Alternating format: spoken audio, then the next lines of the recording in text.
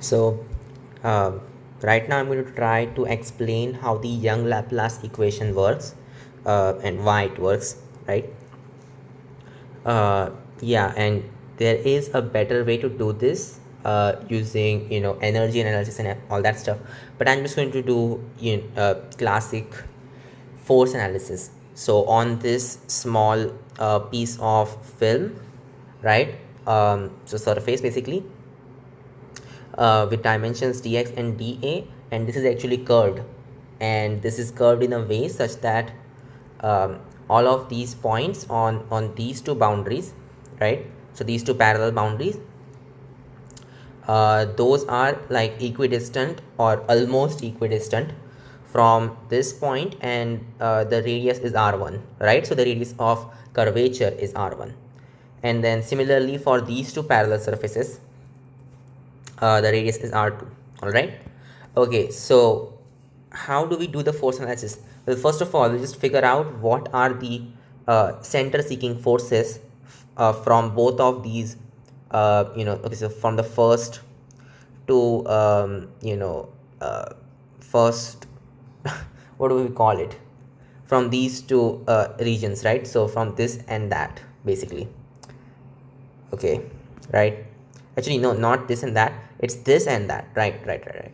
So the thing is, you got gamma dy force like in this direction, and gamma dy force in this direction. Oops, it should be gamma dy, not gamma l, in that direction, right? And because these two are vectors, their vector sum is actually a center seeking force, which we'll figure out. So for that, let's take the top view. So it's going to look something like this. You got gamma dy in this direction as well, right? And this angle is alpha, and similarly let's just call this angle as beta actually, because we are using dy over here, so we'll call this as beta, and this is what we'll call as alpha, right? Doesn't really make a difference, but whatever. So we'll call this angle as beta. Okay, and we just need to figure out what's the center force on this film because of these two lengths. Yeah, lengths is what we'll use for that. I don't know what to call these, right? Okay, so you can complete this triangle structure, since it's kind of a circular arc. This has to be 90 degrees, and this is beta upon 2. So what that means is this is also beta upon 2, right? And this is also beta upon 2. So the component in this direction is going to be just this thing, gamma dy times sine of beta upon 2, right?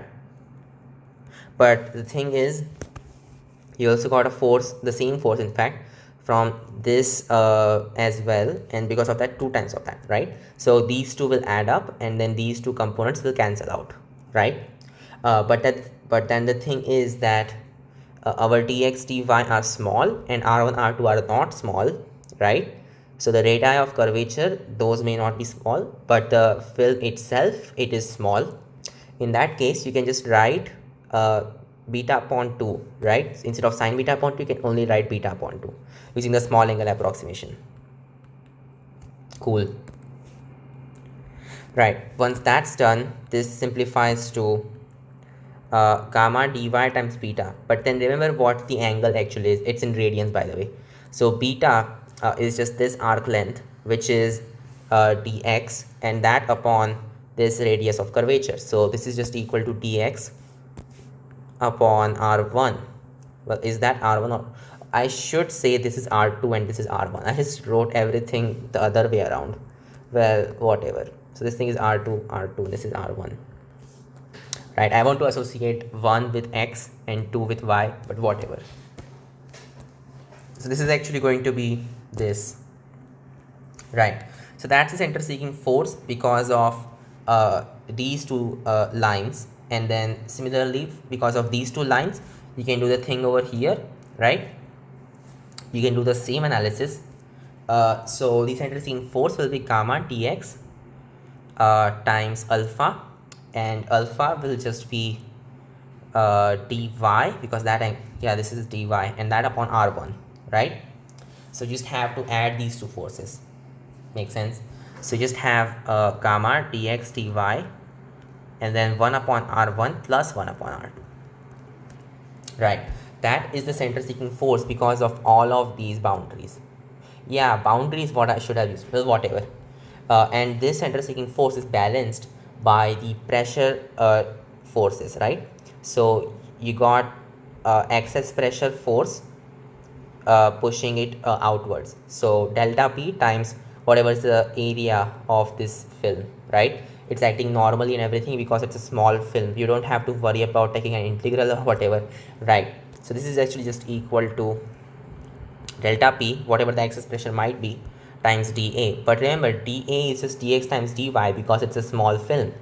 Yeah, so you can actually kind of approximate it as a rectangular surface. Yeah, so it's just dx times dy, right? And even thinking of it as multiple strips stacked up, the surface area is going to be dx times dy, right? Yeah, so to a first degree, actually second degree approximation, because this is a degree 2 over there of differentials. Well, whatever, it doesn't really matter. This is what should happen. And then it's clear that delta p is just equal to gamma times 1 upon r1 plus 1 upon r2. This is called the Young Laplace equation, right? And yeah, that's it. That's all I wanted to say. So I'll see you in the next video. Oops. Bye.